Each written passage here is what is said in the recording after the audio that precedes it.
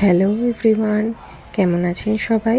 আশা করি সবাই খুব ভালো আছেন, সুস্থ আছেন, আনন্দে আছেন। আমার একটা নতুন ভিডিওতে আবার সবাইকে অনেক অনেক ওয়েলকাম জানিয়ে আমি আমার আজকের ভিডিওটা স্টার্ট করে দিচ্ছি। আর আজকে আমরা সকাল সকাল চলে গেছিলাম হচ্ছে বড় মা দর্শনে।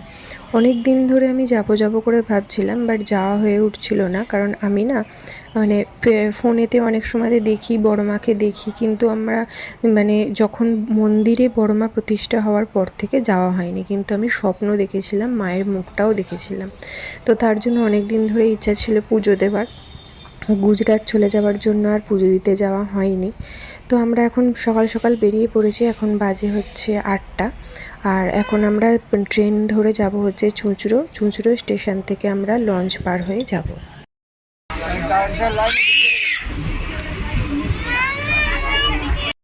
সারা ট্রেনেতে এইরকম করতে করতে আমরা আধ ঘন্টার ট্রেনের টাইম কাটিয়ে উঠে আমরা এখন চুঁচুড়ো ফেরিঘাটে পৌঁছে গেছি। এখন আমরা যাচ্ছি নৈহাটি, ওখান থেকেই একটুখানি।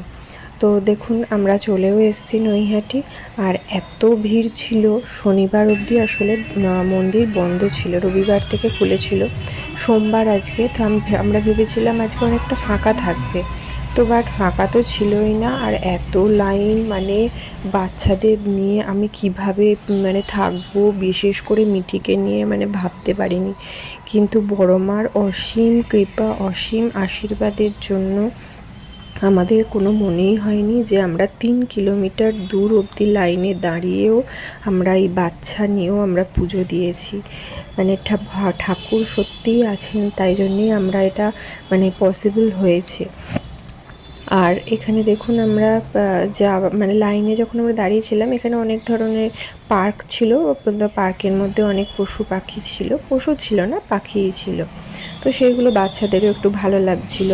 তো সেইগুলি একটুখানি ফটো তুলেছিলাম।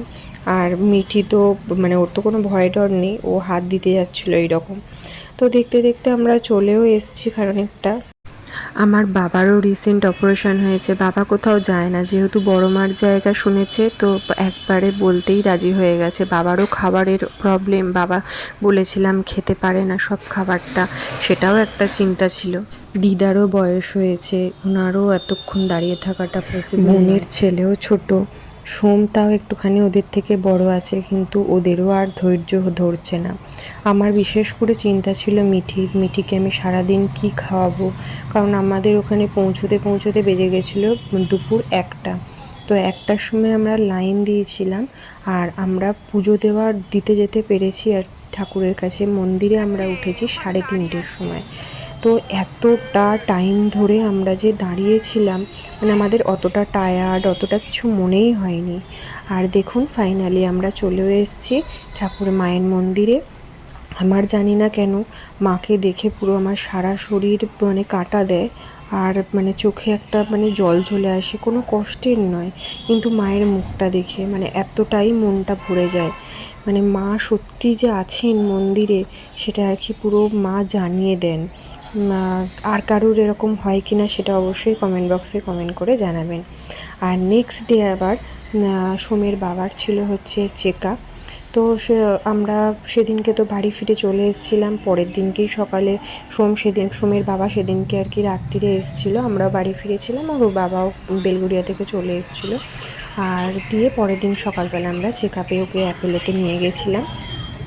আর এটা আমার ফার্স্ট গঙ্গার তলা দিয়ে যে মেট্রোটা চালু হয়েছে, সেটাই ফার্স্ট সোম আর আমার, ওর বাবার 3জনেরই ফার্স্ট আমরা চড়লাম।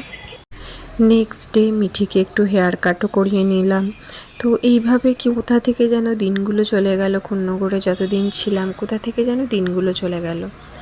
আবার সেদিন পরের দিনকে ছিল জগদ্ধাত্রী পুজো, সেটাও আমরা বোন আর আমার মায়ের মা বাবার সবারই নিমন্ত্রণ ছিল। বাট মা বাবা আসেনি, মিঠি ছিল আর সোমকে নিয়ে আমি এসেছি, আর বোনের ছেলেকে নিয়ে এসছে। তো জগদ্ধাত্রী পুজোও কেটে গেল।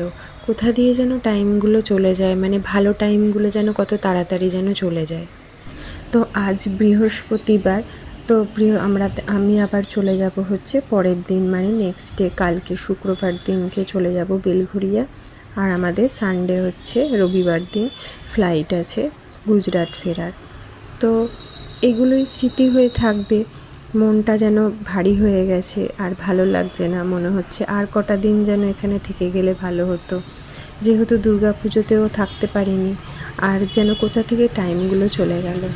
আর এটা সেই দিন সকালবেলা, মানে শুক্রবার, আজকে বাড়ি ফিরবো বেলঘরিয়া। এখন আমি গেছিলাম হচ্ছে একটু ওই নাইটি কিনতে, তো নাইটি টাইটি নিয়ে তারপরে বাড়ি এসে আমরা রেডি হয়ে এখন আমরা ওয়েট করছি গাড়ির জন্য। আর এরা দুজনে দেখুন, এদের দুজনেরও খুব মন খারাপ। আগের দিন রাত্রিরে বোন আর বোনের ছেলে রয়ে গেছিলো, বোনের ছেলে খুব কাঁদছিল। আর এই ভিডিও এডিট করার সময় তো মনটা পুরো যেন ভারী হয়ে গেল, মানে আর কথা বলার কোনো আমার আর ভাষা নেই, মানে এতটাই এই সময় মনটা খারাপ লাগছিল। বিশেষ করে বোনের ছেলে খুবই ওর মানে ও তো একা থাকে, মানে ও খুবই মানে নিজেকে একা ফিল করে, একা হয়ে যায়, কেউ খেলার সাথী থাকে না। হ্যাঁ, স্কুল তো আছে, স্কুলে যায়, বাট এই যে আমরা কলকাতা থাকলে 2-3 মাস ছাড়া বা মাসে একবার হলেও একবার আসি। তো ফাইনালি আমাদের গাড়িটাও চলে এসছে, আমরা উঠে গেছি। ওদিকে মা আর বোনের ছেলে দাঁড়িয়ে আছে। বোন চলে গেছিলো হচ্ছে বাড়ি, কারণ ওর সকালবেলাতে ওর হাজব্যান্ড বেরোবে, তো তার জন্য সকালবেলা উঠে চলে যেতে হয়েছিল। তো কন্যগরকে বিদায় জানিয়ে এখন আমরা চলে যাচ্ছি বেলঘরিয়া। আবার 2 দিন বাদে কলকাতাকে বিদায় জানিয়ে চলে যেতে হবে গুজরাট। তো আজকের মতন ভিডিওটাও এখানেই শেষ করছি। সবাই খুব ভালো থাকবেন, সুস্থ থাকবেন, আনন্দে থাকবেন। আবার দেখা হবে খুব তাড়াতাড়ি নেক্সট একটা ভিডিওতে। ততদিন আপনারা খুব ভালো থাকবেন, সুস্থ থাকবেন, আনন্দে থাকবেন।